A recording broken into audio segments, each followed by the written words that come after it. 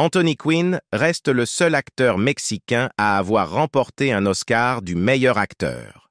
Bien qu'il ait souvent été cantonné à des rôles de bandits mexicains, de guerriers amérindiens, de méchants orientaux et de princes arabes, Quinn a défié les attentes d'Hollywood en s'éloignant d'une carrière d'acteur de caractère.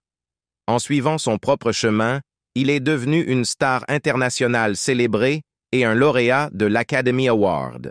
Tout au long de sa carrière, Quinn est apparu dans plus de 300 films, consolidant ainsi son statut de figure éminente du cinéma. Cependant, sa vie a été marquée par de profondes pertes personnelles, notamment la mort tragique de l'un de ses fils à l'âge de 2 ans, alors que sa carrière d'acteur prenait son essor, et d'un autre fils à 48 ans, peu de temps après le décès de Quinn lui-même. Rejoignez-nous pour explorer l'histoire tragique d'Anthony Quinn et de son fils. Avant de plonger dans les événements tragiques entourant Anthony Quinn et son fils, examinons d'abord de plus près son parcours remarquable vers la célébrité. Comprendre son chemin vers le succès mettra en lumière les défis qu'il a affrontés et la carrière extraordinaire qu'il a bâtie. Pauvreté, maladie, faim et le désir de vivre. Manuel Antonio Rodolfo Quinn Oaxaca est né le 21 avril 1915 à Chihuahua, au Mexique, pendant une période de bouleversements politiques et sociaux intenses. Le pays était profondément divisé, avec des propriétaires terriens riches et des chefs contrôlant la majeure partie des terres fertiles, tandis que les paysans travaillant sur ces domaines vivaient dans une pauvreté extrême et des conditions proches de la famine. En réponse, des armées révolutionnaires se sont formées, composées de travailleurs et de paysans cherchant à récupérer leurs terres sous la direction de figures comme Emiliano Zapata et Pancho Villa. Le père de Quinn, Francisco Quinn, d'origine irlandaise, avait combattu dans la Révolution mexicaine aux côtés de Pancho Villa contre le dictateur Victoriano Huerta. C'est dans ce contexte révolutionnaire qu'il a rencontré Manuela Oaxaca, la mère de Quinn, qui était d'origine aztèque. Quinn avait un frère qui a ensuite changé de nom de famille pour Miranda et n'a donc plus fait partie de sa vie. À un jeune âge, la famille de Quinn a déménagé au Texas, puis à Los Angeles en Californie. Ses premières années se sont déroulées à Boyle Heights et Echo Park, où la famille a fait face à une pauvreté extrême. Sa mère, une femme dévouée et sacrificielle, travaillait comme blanchisseuse pour subvenir aux besoins de son fils Antonio, suivant l'exemple de son mari. Malgré leurs difficultés, elle a persévéré, travaillant dans des fermes à Ciudad Juárez et El Paso, au Texas, pour subvenir aux besoins de sa famille. En 1919, les parents d'Antonio se sont réunis et ont déménagé en Californie en tant qu'immigrants. À 5 ans, Antonio a commencé à travailler comme cueilleur de fruits et journalier pour aider sa famille. Les Quinn se sont installés à Los Angeles en 1920 dans l'espoir d'améliorer leur situation, mais malgré les meilleurs efforts de son père, la famille est restée dans la pauvreté. Antonio a exercé divers emplois, y compris cireur de chaussures et vendeur de journaux dans la rue. Son éducation formelle a été écourtée lorsque son père est décédé en 1926, ce qui l'a obligé à chercher des travaux informels pour subvenir aux besoins de sa famille. La perte de son père a profondément affecté Antonio, qui admirait la résilience de son père. Poussé par la pauvreté et un fort désir d'améliorer sa situation, Antonio a exercé de nombreux emplois, allant d'ouvrier agricole à plongeur en passant par coursier postal. Adolescent, il a développé un intérêt pour l'art et a tenté de se faire un nom en tant que portraitiste de stars de cinéma. Il envoyait ses croquis à diverses célébrités et fut ravi lorsque Douglas Fairbanks lui a répondu avec $10 pour son dessin. Malgré son enthousiasme, ses tentatives de gagner sa vie en imitant des stars comme Bing Crosby et Louis Armstrong ou en se produisant en clown lors de fêtes n'ont pas rencontré le succès escompté, ce qui l'a conduit à retourner à des travaux de construction et de boucherie. À 16 ans, en utilisant sa grande taille de 1,88 m, Antonio s'est lancé dans la boxe professionnelle. Il a remporté 16 matchs, mais sa carrière s'est terminée après une défaite décisive lors de son 17e combat. À 17 ans, il a épousé Sylvia, une femme de 17 ans son aînée. qui l'a initié à l'art et à la philosophie. Tout en travaillant encore comme ouvrier du bâtiment, Antonio a suivi des cours de diction pour améliorer ses compétences oratoires et affiner ses manières rugueuses. En 1935, il a poursuivi des études de peinture et d'art dramatique au Polytechnic High School et d'architecture avec Frank Lloyd Wright. Son talent architectural lui a valu le premier prix pour un projet qu'il avait créé, Débuts au cinéma. Attiré par le jeu d'acteur et avec le soutien de la star de l'époque, Mae West, qui l'a aidé à décrocher un rôle en tant que figurant, Antonio Quinn s'est aventuré dans le monde du théâtre. À 21 ans, il fait ses débuts au cinéma avec un petit rôle dans The Milky Way, 1936, et un autre rôle dans Parole, 1936. Il a emmené sa grand-mère malade à la première et elle a déclaré après le film « Maintenant, je peux mourir en paix ». Pendant cette période, Antonio a rencontré et est tombé amoureux de Catherine DeMille, fille du réalisateur Cecil B. DeMille. Il a décidé de mettre fin à sa relation de 4 ans avec Sylvia et a épousé Catherine en 1937. Malgré le mariage, Cecil B. DeMille n'a pas beaucoup soutenu la carrière d'Antonio, et son acceptation en tant que gendre a été tendue en raison de ses difficultés financières. En fait, Antonio n'a pu inviter aucun parent ou ami à son mariage pour éviter d'embarrasser DeMille en mélangeant des personnes extérieures à son cercle social élitiste. En 1939, Antonio et Catherine ont accueilli leur fils Christopher, mais la tragédie a frappé lorsque Christopher s'est noyé accidentellement dans la piscine d'un voisin à l'âge de 2 ans. Cette perte a profondément affecté l'acteur en devenir. Antonio et Catherine ont ensuite eu 4 autres enfants, Christina, Kathleen, Valentina et Duncan Quinn. Avec son apparence multi-ethnique distinctive et son expérience en boxe, Antonio Quinn a été choisi pour une variété de rôles secondaires pendant les années 1940, incarnant des personnages tels qu'un Amérindien, un mafieux italien, un gangster, un Chinois, un Arabe, un Philippin et un Hispano. Il est apparu dans une quinzaine de films, souvent cantonnés à des rôles de voyous, de méchants ou de personnages douteux. Ce type de rôle s'étendait également à la vraie vie, où la haute société hollywoodienne l'excluait largement, reflétant la discrimination répandue de l'époque. En 1944, Antonio a joué un chef Cheyenne rebelle nommé Yellow Hand dans Buffalo Bill, partageant l'affiche avec Joel McCrea, Maureen O'Hara et Linda Darnell. Il est devenu citoyen américain naturalisé en 1947, la même année où il a obtenu son premier rôle principal dans le film en couleur Black Gold. Dans ce film, il incarnait un Amérindien qui devient millionnaire grâce au pétrole, et sa femme Catherine y apparaissait également. Plus tard, dans les années 1940, il est retourné sur scène, recevant des éloges à Broadway pour sa performance dans Un tramway nommé Désir de Tennessee Williams. Entre 1949 et 1951, Antonio Quinn est apparu dans plusieurs séries télévisées avant de revenir au cinéma avec Toros Bravos, où il a joué aux côtés de la belle et tragique actrice tchécoslovaque Miroslava Stern. Au cours de cette décennie, il a commencé à obtenir des rôles plus importants, notamment sa performance dans Viva Zapata, 1952, réalisé par Elia Kazan. Son interprétation d'Eufemio Zapata lui a valu son premier Oscar du meilleur second rôle, faisant de lui le premier acteur d'origine hispanique à recevoir cet honneur. Malgré cette percée, il est resté cantonné à des rôles de macho ou de dur, continuant à jouer des pirates et des aventuriers dans les films suivants. Dès le début de sa carrière, Quinn avait un don pour éclipser les acteurs principaux, rendant ses rôles secondaires mémorables. Son talent naturel et ses performances constantes et crédibles ont fait en sorte qu'aucun de ses films ne soit un échec au box-office. À cette époque, il est devenu ami avec le célèbre muraliste mexicain David Alfaro Siqueiros, qui lui a conseillé de quitter l'industrie du cinéma. Cependant, poussé par ses expériences passées de pauvreté, Quinn a choisi de persévérer dans sa carrière d'acteur. En 1952, il a joué un flibustier dans Against the Flags, aux côtés de l'ancien grand Errol Flynn et de la beauté acclamée Maureen O'Hara.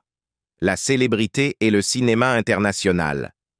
En 1953, Antonio Quinn s'est rendu en Italie, où il est apparu initialement dans quelques films avant de décrocher un rôle principal dans La Strada de Federico Fellini. Ce film, qui a remporté de nombreux prix internationaux, a marqué un tournant important dans la carrière de Quinn, mettant en valeur ses capacités d'acteur dramatique et intense. Sous la direction de réalisateurs renommés tels que George Cukor, Martin Ritt, Edward Dmytryk, John Sturges et Nicholas Ray, les rôles de Quinn sont devenus de plus en plus complexes et émotionnellement chargés. Son âge avancé, alors qu'il atteignait 40 ans en 1955, a également contribué à une transformation physique qui l'a davantage prédestiné au rôle de caractère. En 1956, Quinn a reçu son deuxième Oscar du meilleur second rôle pour son interprétation du peintre Paul Gauguin dans La vie passionnée de Vincent van Gogh de Vincent Minnelli, un film sur Vincent van Gogh. Il est remarquable que le temps d'écran de Quinn dans le film se limite à seulement 8 minutes.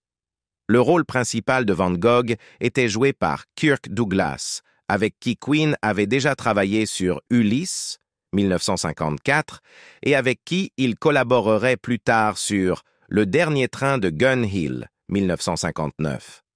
La même année, Quinn a livré une performance mémorable dans le rôle de Quasimodo dans Notre-Dame de Paris, aux côtés de Gina Lollobrigida. En 1958, il s'est lancé dans la réalisation avec un remake de The Buccaneer, un film dans lequel il avait précédemment joué un rôle secondaire en 1938. Ce remake a été sa seule expérience en tant que réalisateur. Retour à Hollywood et à Broadway.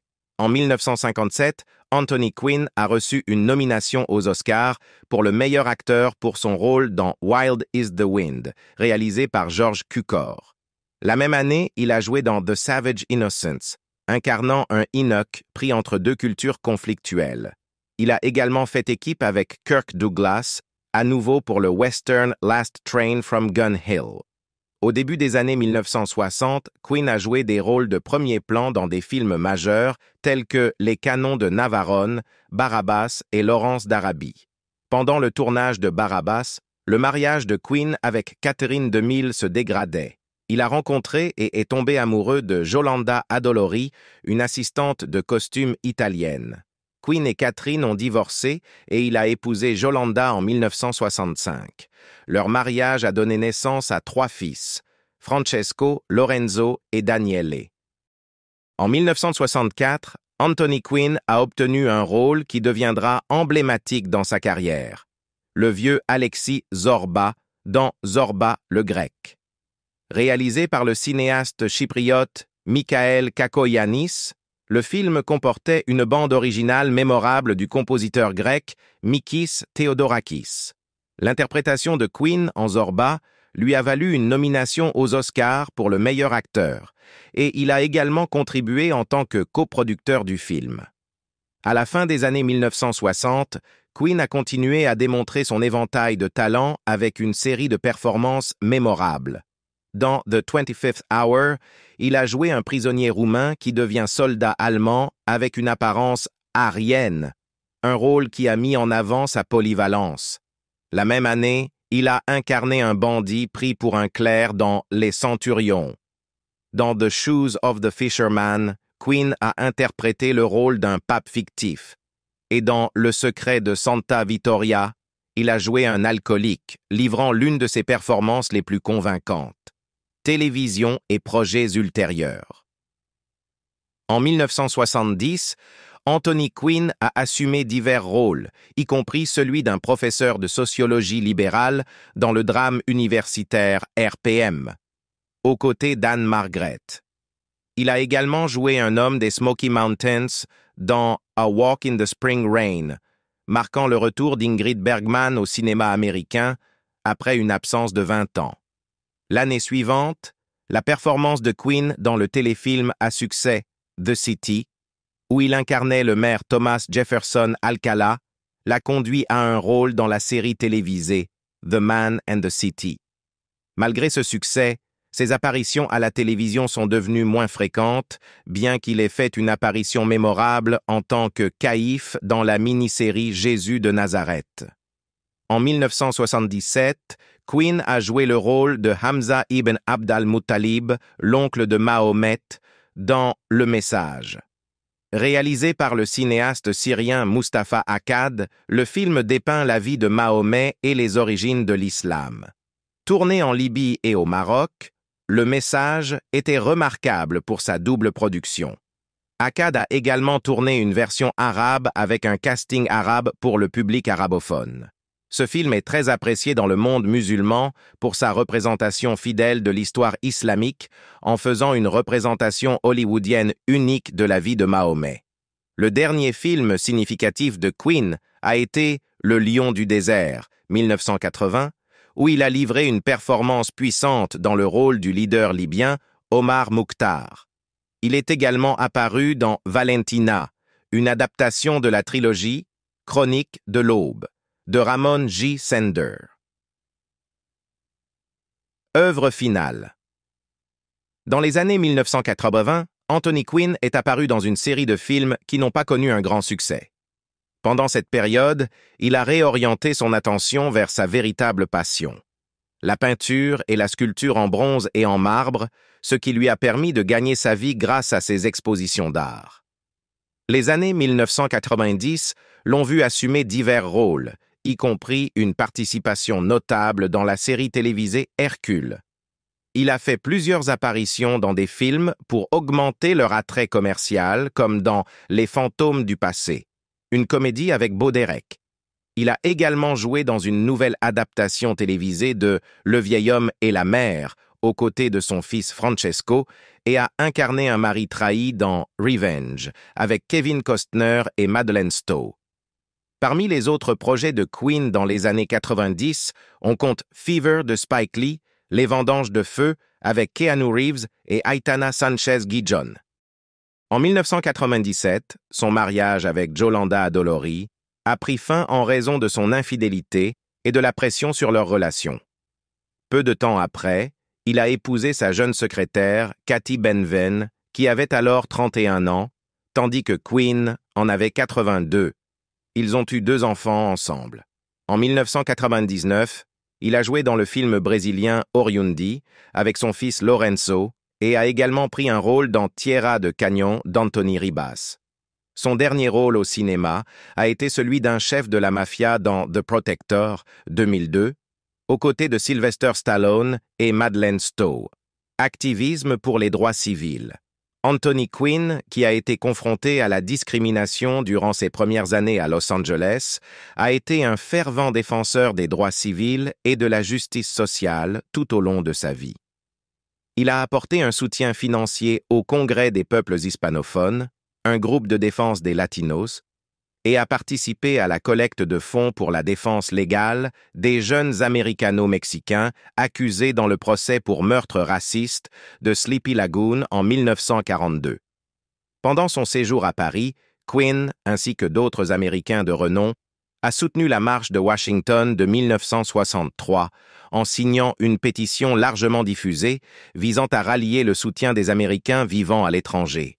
Son activisme s'est poursuivi en 1969 lorsqu'il a rendu visite aux étudiants amérindiens protestataires occupant l'île d'Alcatraz et a promis de les aider.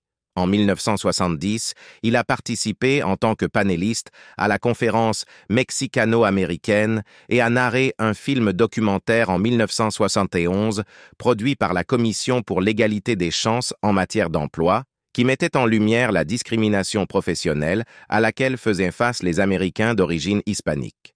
Il a également soutenu les travailleurs agricoles unis, dirigés par son ami et activiste du travail, César Chavez.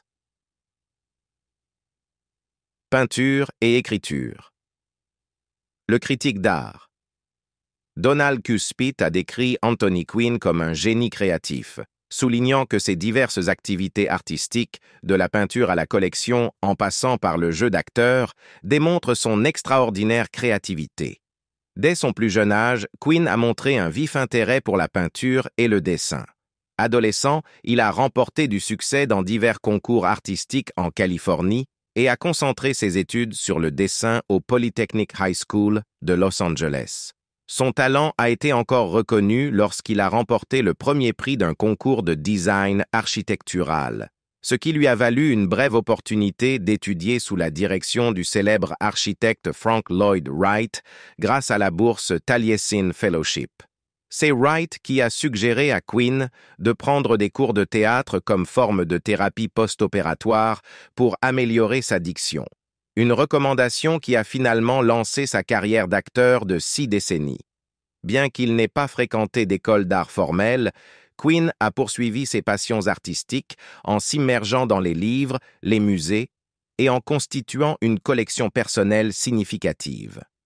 Au début des années 1980, son art a attiré l'attention des galeristes et a été exposé à l'international, notamment à Mexico, Los Angeles, New York et Paris. Ses œuvres sont désormais présentes dans des collections publiques et privées à travers le monde. En plus de ses réalisations artistiques, Quinn a écrit 2 mémoires, The Original Sin, 1972, et One Man Tango, 1997, et a rédigé plusieurs scénarios et histoires non publiés qui sont conservés dans ses archives. Décès. Dans ces dernières années, Anthony Quinn a résidé à Bristol, Rhode Island. Il est décédé le 3 juin 2001 à l'âge de 86 ans, des suites d'une insuffisance respiratoire due à des complications liées à un traitement par radiation pour un cancer du poumon. Ses funérailles ont eu lieu à la First Baptist Church of America à College Hill, Providence, Rhode Island. Après son décès, sa femme a demandé l'autorisation aux autorités de Bristol de l'enterrer sur leur propriété qu'ils avaient achetée en 1995. La maison, avec sa vue pittoresque sur la baie de Narragansett, avait une signification particulière pour Quinn. Il souhaitait être inhumé dans son endroit préféré sur la propriété, près d'un vieil érable dans le jardin. Les autorités ont accordé la demande et Quinn y a été enterré, réalisant ainsi son dernier souhait d'être proche d'un lieu qu'il chérissait. Hommage et héritage. Le 5 janvier 1982, la bibliothèque publique du comté de Belvedere à East Los Angeles a été renommée en l'honneur d'Anthony Quinn, en hommage à l'acteur dont l'ancienne maison familiale se trouvait autrefois sur le site de la bibliothèque. En 1984, l'artiste Eloy Torres a créé une impressionnante fresque de 21 mètres de haut de Quinn à Los Angeles, intitulée Anthony Quinn and the Pope of Broadway. Cette fresque, l'une des plus grandes peintures murales en Californie, représente Quinn dans son rôle emblématique de Zorba le Grec. La fresque, ainsi que Quinn lui-même, sont célébrés dans une exposition Google Arts and Culture de 2018. La ville natale de Quinn, Chihuahua, au Mexique, comporte une statue commémorant sa célèbre danse dans Zorba le Grec. À Rhodes, en Grèce, il existe une baie et une plage Anthony Quinn, située à environ 4,3 km au sud de Faliraki. Quinn avait acheté ce terrain pendant le tournage de Les Canons de Navarone, mais il a été récupéré par le gouvernement grec en 1984 en raison de modifications du droit de propriété. Depuis 2002, le National Council of la Raza décerne le prix Anthony Quinn pour l'excellence au cinéma dans le cadre des Alma Awards. De plus, la veuve de Quinn, Catherine Benvin Quinn, a créé la fondation Anthony Quinn, qui soutient l'importance des arts dans l'éducation. Décès de l'acteur Francesco Quinn, fils d'Anthony Quinn, à l'âge de 48 ans. Tragiquement, Francesco Quinn, fils de l'acteur acclamé Anthony Quinn, est décédé en 2011 à Malibu, en Californie, à l'âge de 48 ans d'une apparente crise cardiaque. Bien que la cause précise du décès n'ait pas été officiellement confirmée, il a été rapporté que Quinn s'était effondré en rentrant à pied d'un magasin avec son fils. Sa femme et un voisin ont tenté de le ranimer et ont appelé le 911, mais il a été déclaré mort au UCLA Medical Center à Santa Monica. Suivant les traces de son père, Francesco a commencé sa carrière d'acteur avec un petit rôle dans Platoon, 1986, d'Oliver Stone, un film primé aux Oscars sur la guerre du Vietnam. Il est ensuite apparu dans plus d'une douzaine de films et a fait des apparitions notables à la télévision dans des séries telles que Jag, 24, The Shield et Les Feux de l'amour, 1999-2001. Il a également joué le jeune Santiago dans une adaptation télévisée de Le vieil homme et la mer d'Ernest Hemingway, dans laquelle son père tenait le rôle principal. Dans une interview, Trejo a partagé sa version des faits, expliquant que la situation s'est aggravée après que quelqu'un a prétendu que l'un des ballons qui avait touché sa voiture était rempli d'acide. Honnêtement, je suis tellement triste. Je suis tellement triste d'avoir agi comme j'ai agi, a déclaré Trejo. Je suis tellement triste que des hommes adultes doivent jeter des ballons d'eau pour profiter d'une journée. Je ne pense même pas que je serais sorti de la voiture si quelqu'un n'avait pas crié « C'est de l'acide ». C'est là que j'ai paniqué.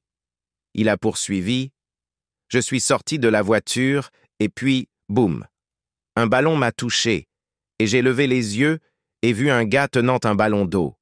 Je me suis dit « Mais qu'est-ce qui ne va pas chez toi ?»